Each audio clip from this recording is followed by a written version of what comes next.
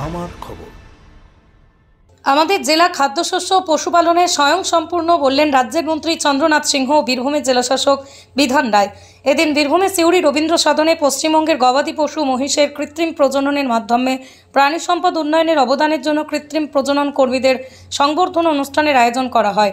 সেই অনুষ্ঠানে জেলায় খাদ্য ও পশুপালন নিয়ে বিস্তারিত বিষয় তুলে ধরা হয়, যেখানে দুধ, ডিম, মাংস ও সবজি উৎপাদনে বীরভূম জেলা স্বয়ংসম্পূর্ণ। বীরভূম জেলায় যে পরিসংখ্যান তার চেয়ে বেশি পরিমাণে খাদ্য উৎপাদিত হয় এই জেলায়।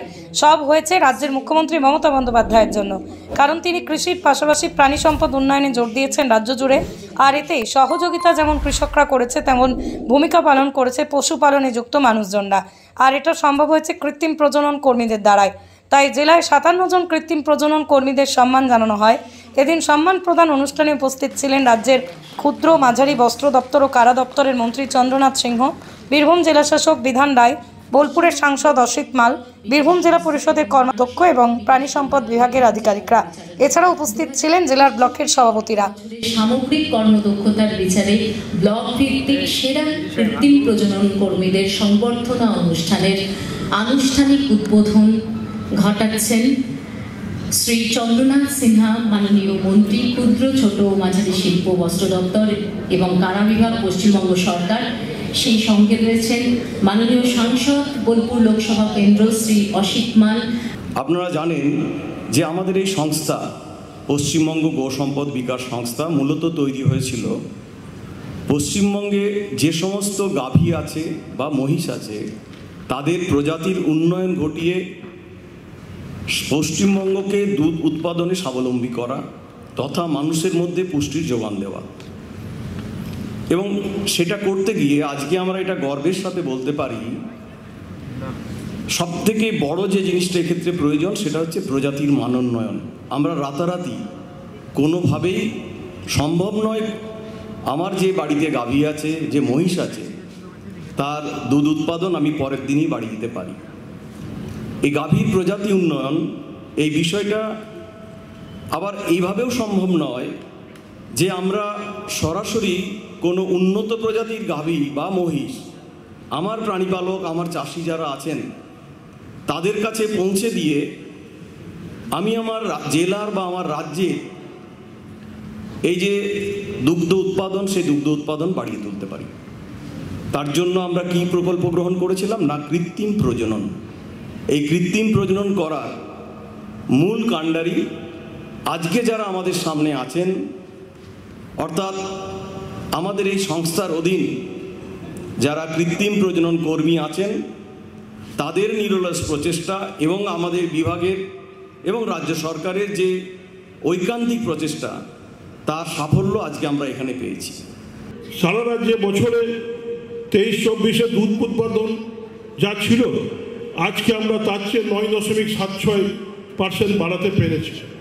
জাতীয় গড় যেখানে 3.78।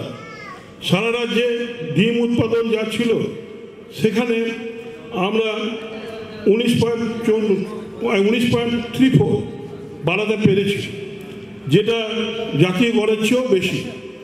এবং সারা বছরের মাংসতে আমরা 14.75 পৌঁছে গেছি লক্ষ টনে, যেখানে 23-24 12.94 ছিল। এটাও জাতীয় উৎপাদনের বেশি।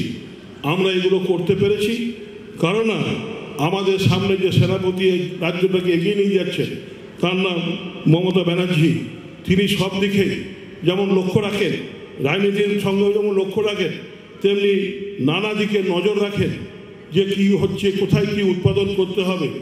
ওনার নির্দেশে আমি একটু আগে ডিএম স্যারকে বলছিলাম যে আজকে কেন্দ্র সরকারকেও বাধ্য হতে হয়েছে, কারণ আগে এই পশু ডেয়ারি দপ্তর কেন্দ্র সরকারের ছিল না, ফিশারি দপ্তর কেন্দ্র সরকারের ছিল না। আমরা মমতা ব্যানার্জির নির্দেশে, আমি যখন ফিশারি মন্ত্রী ছিলাম তখন গিয়ে আমরা কেন্দ্র সরকারের লড়াই করেছিলাম। আজ কেন্দ্র সরকারকেও বাধ্য হতে হয়েছে ফিশারি ডেয়ারি একটা দপ্তর খুলতে, কৃষি থেকে বার করে, এটা কৃষির মধ্যে এগুলো ছিল, এই দপ্তরটা ছিল, বার করে আজকে 3-3টে মন্ত্রী দিতে বাধ্য হয়েছে।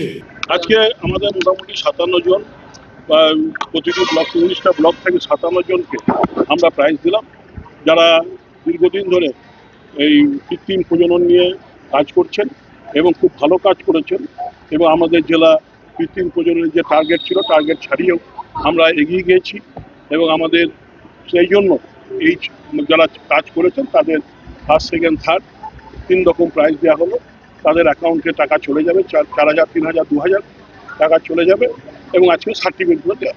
এখন দেখুন প্রাণী সম্পদ বিকাশ অর্থাৎ আমাদের এই যে প্রাণী সম্পদ দপ্তর প্রাণী পালনটাকে একটা সম্পদ হিসাবে গ্রহণ করা হচ্ছে। শুধু গৃহপালন গৃহাদি এর জন্যে করবো মানে ব্যবহৃত হবে এর জন্যে নয়, এটা সম্পদ হিসাবে গ্রহণ করা এবং তার বাণিজ্যিক উৎপাদন করা সেইটাই মূল লক্ষ্য। সেটা থেকে আমাদের যারা মানুষজন যারা আছেন গ্রামের মানুষজন যারা আছেন তারা যাতে স্বনিযুক্তি প্রকল্পে এইভাবে তারা যুক্ত হতে পারেন, অর্থনৈতিক সামাজিক ভাবে তারা উপকৃত হতে পারেন সেই জন্য কিন্তু এই বিষয়গুলি সামনের দিকে এগিয়ে নিয়ে যাওয়া হচ্ছে।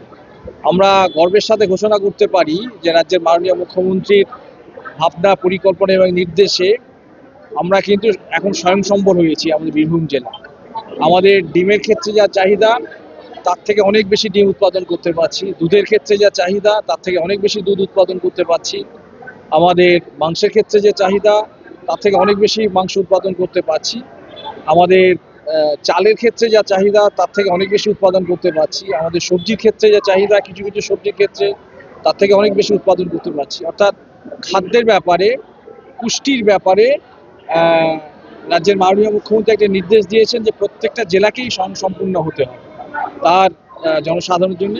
সেই লক্ষ্যেই আমরা এগিয়ে চলছি এবং সেটা অনেকটাই আমরা পূরণ করতে পেরেছি, কিন্তু আরও সামনের দিকে আরও আমরা সারপ্লাস করবো যাতে অন্যান্য জেলায় অন্যান্য রাজ্যে যদি আমাদের হয় সেটাকে আমরা এখান থেকে যোগান দেব।